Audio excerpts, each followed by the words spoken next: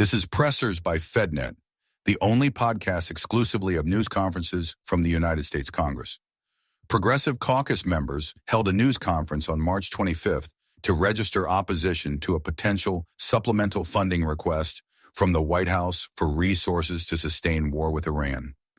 They contrast the billion-dollar need for what they call an illegal war with domestic needs from healthcare to childcare. You'll hear from Caucus Chair Greg Casar, Pramila Jayapal, Sidney Kamlager-Dove, Sarah Jacobs, Chris DeLuzio, and Madeline Dean. The following material is protected by copyright. Good morning. I'm Greg Casar. I represent the heart of Texas and the United States Congress, and I'm proud to chair the Congressional Progressive Caucus. I'd like to start today by looking backwards, not at the beginning of this war, but at the beginning of this administration. The day that Donald Trump took office, he created the Department of Government Efficiency to, quote, cut wasteful expenditures. Trump, Musk, and Republicans in Congress told us we were too short on money, so we had to make cuts. And cut they did. They cut funding for cancer research. They cut funding for kids' cancer research. They cut funding for nuclear safety workers and aviation workers. They fired people who care for our veterans and clean up after disasters. They cut funding for 17 million Americans' health care. And now, after cutting and cutting and cutting, the Trump administration wants $200 billion for their war of choice. Today, the Progressive Caucus says, enough. We are announcing an official position against Trump's disastrous $200 billion request of funding for this illegal war. Not one more cent for this reckless, illegal war that is making no one more safe and no one more free. Let's put Trump's $200 billion war request into perspective. For $200 billion, we could send $600 to every man, woman, and child in America. Remember the ACA tax credits that used to help 20 million Americans afford their health insurance? $200 billion could cover those again and again and again and again, 6 times over. It could provide free lunch to every kid in America with $170 billion left over. It could cover child care for 14 million American children. Donald Trump says $200 billion is a small price to pay for the war. But that's pretty easy for him to say because he never pays it. It's not his health care getting cut. It's not his kids going hungry. It's not his budget getting stretched thin. And what are we getting for the money? What's the actual price that we're paying? 13 American service members already tragically killed. Thousands of civilians dead. Millions displaced. Gas prices up. Food prices will follow, maybe leading us into recession. Every day it gets worse. Yesterday we learned that Donald Trump is deploying 3,000 more brave American men and women to the Middle East. That's thousands more parents lying awake at night wondering if it's going to be their kid that goes next. We must end this war now. Democrats must unite against this outrageous request. We should join together to block the request and stop the war as best we can, or at least force Republicans to answer to the American people who overwhelmingly oppose this war. And I'm proud that, as it so often does, the Congressional Progressive Caucus is first in leading the way. I'm now proud to call up our Chair Emerita, my friend Pramila Jayapal. Thank you so much, Chairman Casar, and I'm so proud to be here with the Progressive Caucus as we take these bold and necessary positions. We are all here today because we are furious about Trump's illegal war in Iran. Yesterday, it was reported that Trump will send 3,000 more soldiers to the Middle East. Today, he announced that he's sending 1,000 paratroopers there, and it certainly appears that he is gearing up to have American boots on the ground for a senseless and dangerous war that Congress never authorized, that the American people do not want, and that will waste hundreds of billions of dollars of taxpayer money and skyrocket costs for Americans right here at home, all the while killing innocent civilians in Iran, in Lebanon, and displacing millions of people across the Middle East. This is not an excursion. It's not a little journey. This is a war that completely undermines America's stability and ability to lead the world towards peace. We have already spent $30 billion on this war. That's enough to end homelessness in America or to provide free school lunches to all American children.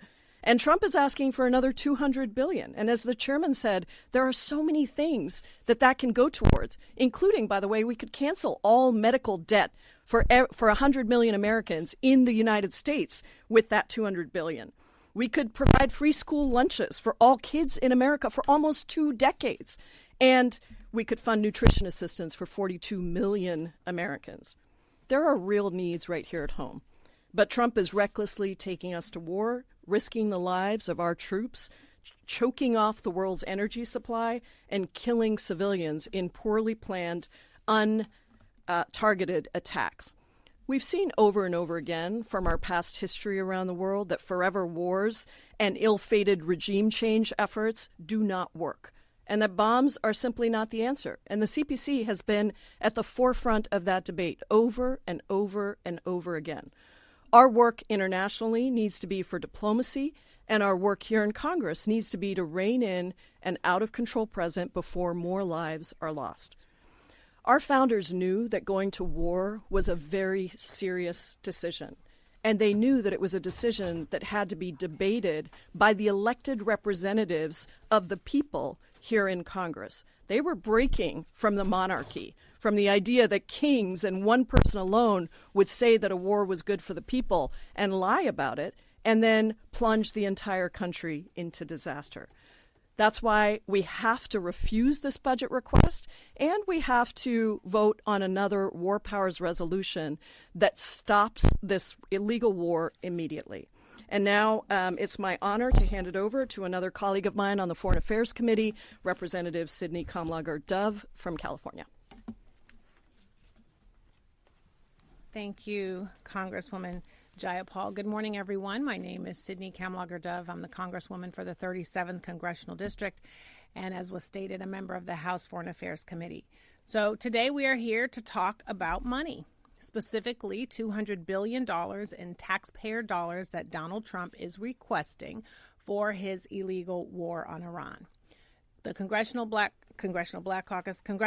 Progressive Caucus, sorry, y'all, I'm wearing all kind of hats today, but the CPC is a hard no, and I am here to tell you why. Because this supplemental request is straight BS. The war is already costing over $1 billion per day, has taken the lives of American service members, and is pushing us towards the brink of a global recession and deeper isolationism. The average American already has personally paid $152 toward Trump's war of choice. That is a utility bill, that is school supplies, that is a grocery bill.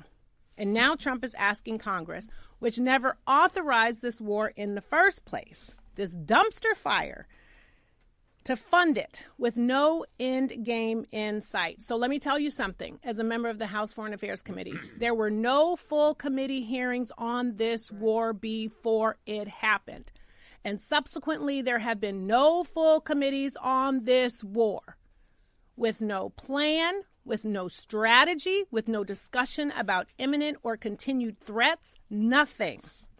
So why not tell the American people how you are spending their money and risking their children's lives? Why not put the evidence on display so people know exactly why we are risking our safety and our money and our children for a war of Donald Trump's choice? Because there are too many questions and we have gotten no answers.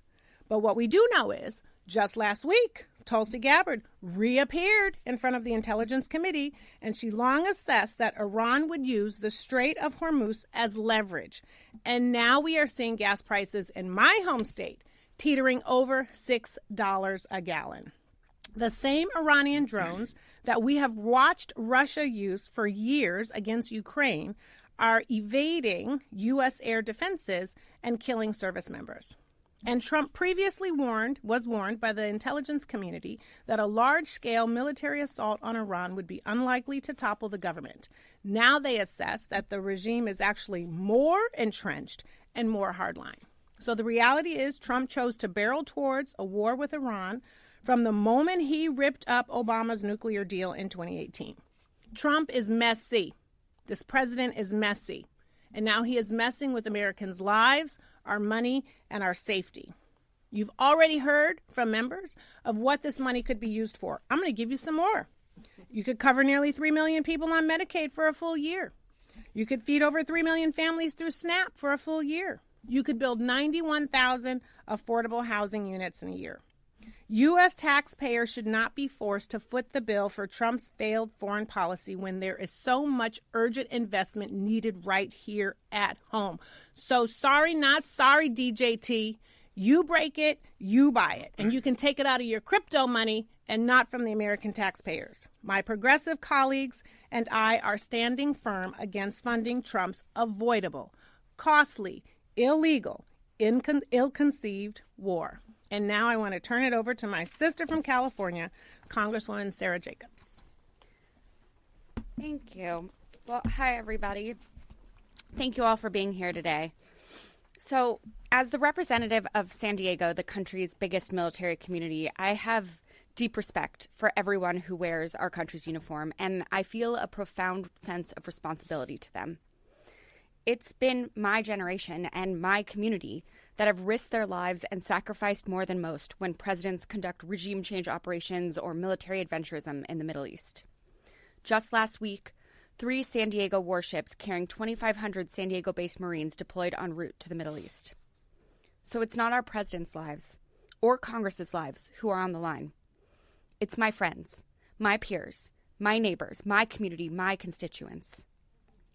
So let me be very clear about something, because we know that the war hawks are going to try and say the opposite. Voting against this supplemental and this war is actually a vote for our troops, who deserve a Congress that will ask the hard questions and reject rubber-stamping wars that lack a clear strategy, endgame, or basic oversight. The $200 billion defense supplemental package isn't just a few extra zeros on the budget for the Pentagon.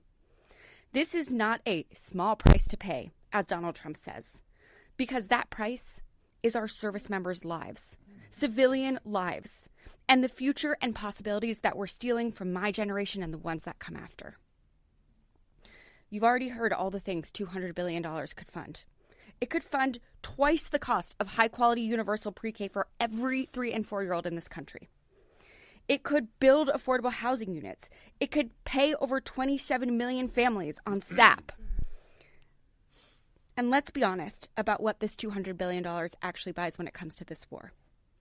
At the rate that this war is burning through money, nearly $2 billion a day, that supplemental funds roughly 100 more days of combat. That's not a one-time cost to wrap things up. That's a down payment on a long war. And the Pentagon hasn't even passed an audit to account for the $1 trillion Congress already gives them every year. I'm glad that CPC is taking this strong position against this defense supplemental, but this shouldn't only be a progressive position. If my colleagues consider themselves pro-military, they should vote no. If my colleagues consider themselves constitutionalists, they should vote no. If my colleagues consider themselves deficit hawks or fiscally responsible, they should vote no. And if my colleagues care about their fellow Americans and our future, they should vote no. So while I hope that these ongoing talks are successful in ending this war, Donald Trump has opened Pandora's box by starting this reckless and illegal war, and it's still unclear whether Iran will become a failed state, devolve into a civil war, get a harder line leader. Congress should not excuse that behavior and send a signal to any president that they can do whatever they want, and Congress will forgive and forget and fund their military adventurism. It's our job to represent and fight for the American people. It's our responsibility to be their voice. And the American people do not want this war. especially when it costs $200 billion and they're struggling to afford groceries, gas, and healthcare as it is. Congress shouldn't worsen our cost of living crisis by approving this $200 billion package. So I hope all of my colleagues will join us in voting no. And I will turn it over to my friend and colleague on the Armed Services Committee, Congressman Chris DeLuzio. Thank you, Rep. Jacobs. I'm proud to join my caucus colleagues here today. As you heard from Rep. Jacobs, I'm a member of the Armed Services Committee. I'm also a veteran. I served in the Middle East. I served on the ground in Iraq, a war that my generation of veterans will pay the cost of for as long as our generation lives. And to see so many of the same mistakes being made again, to squander and, frankly, put in harm's way Americans who don't need to be in harm's way, it's something that we have to fight back, to push back against, to end. And I see this administration doing it. They skipped Congress because they knew their Republican counterparts would let them. They knew the American people wouldn't want this war, which is why you see the polling day after day showing more opposition to this war. A war that's already cost 13 American lives, hundreds wounded, a region destabilized, an economic price we're all paying here at home, global energy markets in shock. And to think this administration didn't understand that the Strait of Hormuz might be shut down by the Iranians, something that we knew 20 years ago from our military experience in this region. And the cost we've all heard about today of what this administration is asking the Congress for, $200 billion. $200 billion is a lot of money. They've already spent more than $20 billion by most accounts. And that $200 billion could do a lot in our districts and a lot for the American people. We saw this administration take health care away from people. $200 billion could extend the Affordable Care Act tax credits for more than 5 years that they let expire. The Republicans talked about their need to count pennies and dollars.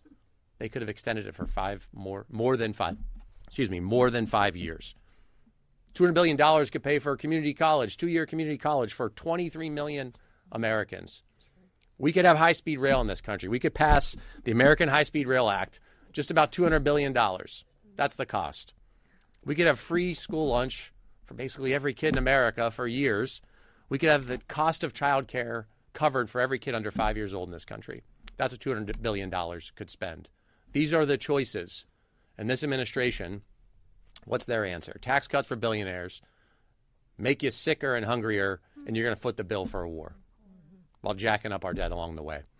So I think this is a clear and easy case for the Congress to say no.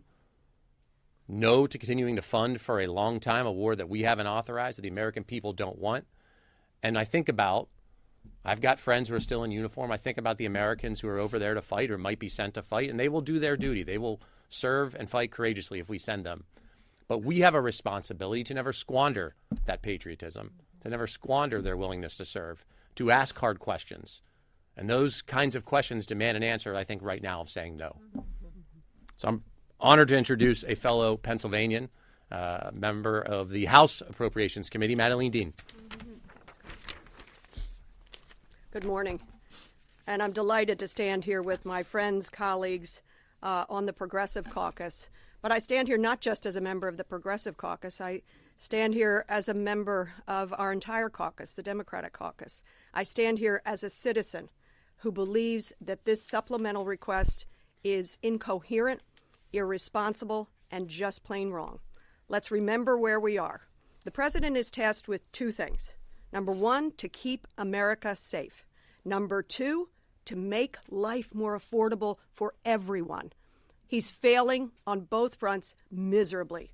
We are less safe as a result of this adventure, this excursion, as he calls it, in the Middle East.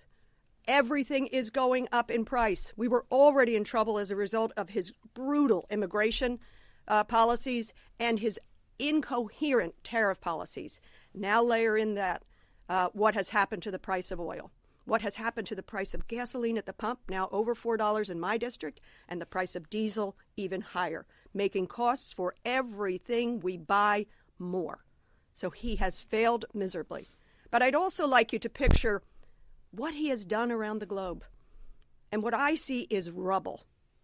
Rubble in location after location.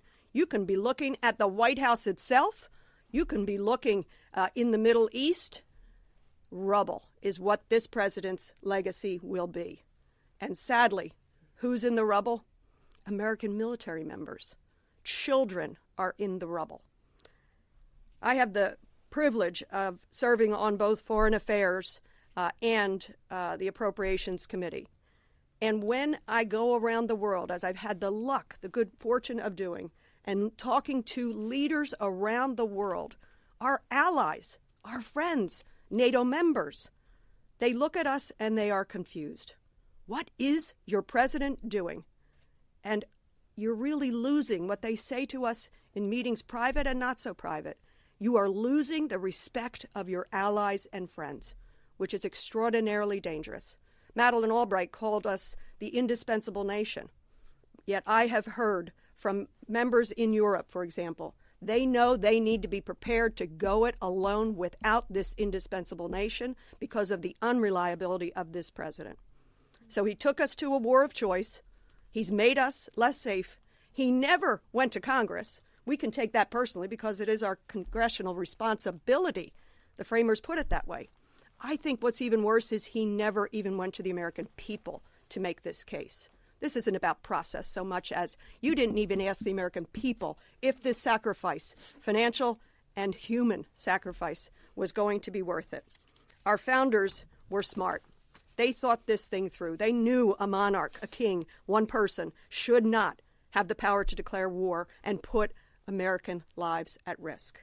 So what I want to do, and so I'm a clear no for this bill that was put before us without even asking for authorization for force.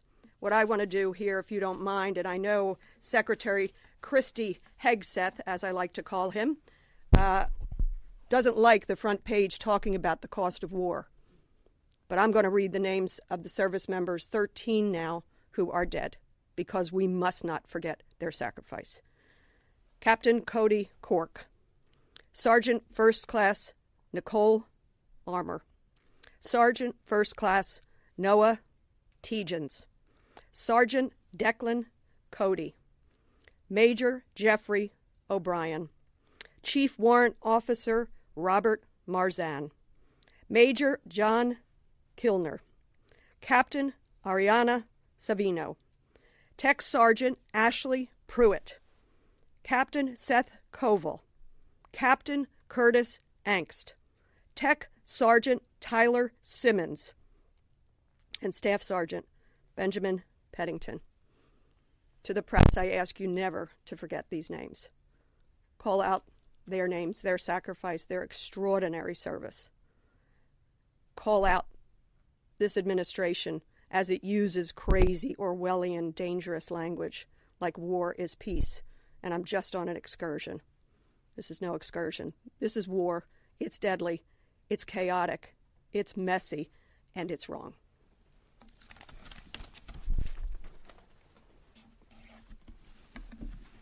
Thank you, Congresswoman, for that very important reminder. And when Donald Trump says that it's a small price to pay, the lives of those service members is not a small price to pay. And thank you to all of my colleagues for your excellent remarks. We're here to take questions from the press. I think the first one is from Kevin at MS Now, if you're here. Ken's not here, so I have MS. Okay, great. On the topic of funding generally, do you have faith in Schumer during the shutdown fight to hold the line with the It is critically important for Democrats and all Democrats in the House and Senate to hold the line on ICE reforms. Some of the ideas that I heard floated yesterday involved still providing funding to some of the very same agencies that killed Alex Preddy. So I think the Congressional Progressive Caucus's position is that leadership in the House and the Senate and rank and file Democrats in the House and the Senate need to stick to our position, which is the American people's position, that we're not going to give ICE and CBP billions more dollars until there are dramatic reforms so that we can prevent the killing of more citizens like Alex Preddy and Renee Good. Go ahead, Matt.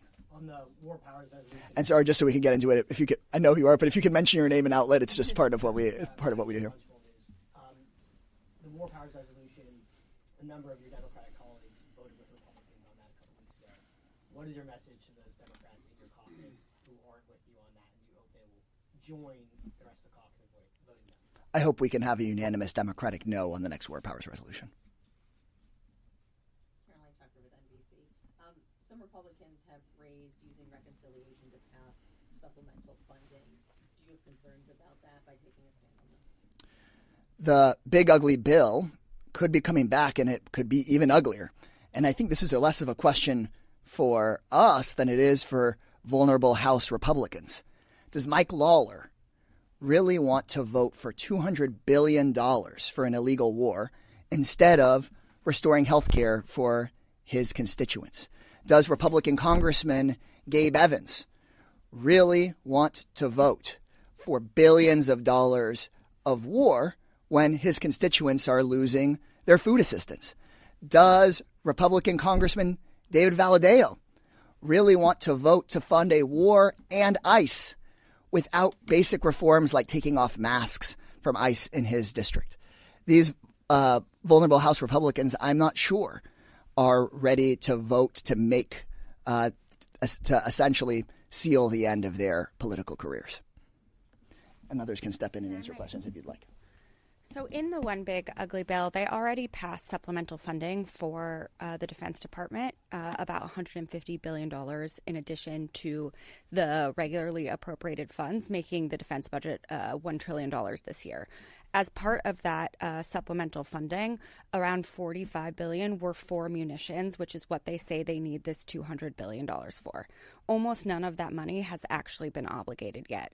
So in addition to just all of the things that this money, this $200 billion could be spent for instead, I think there are still a lot of questions on what they actually intend to use it for when there is already funding for munitions replacement that they have not obligated.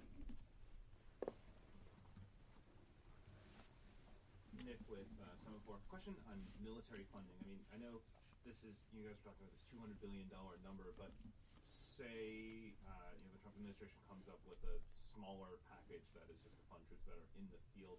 Is something like that acceptable for the Progressive Caucus?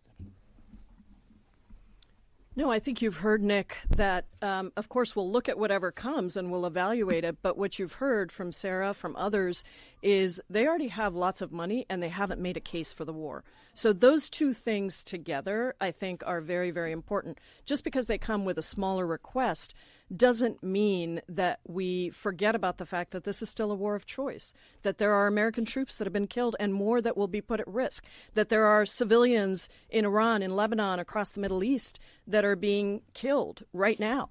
And so I think that we have to go back to why are we at war?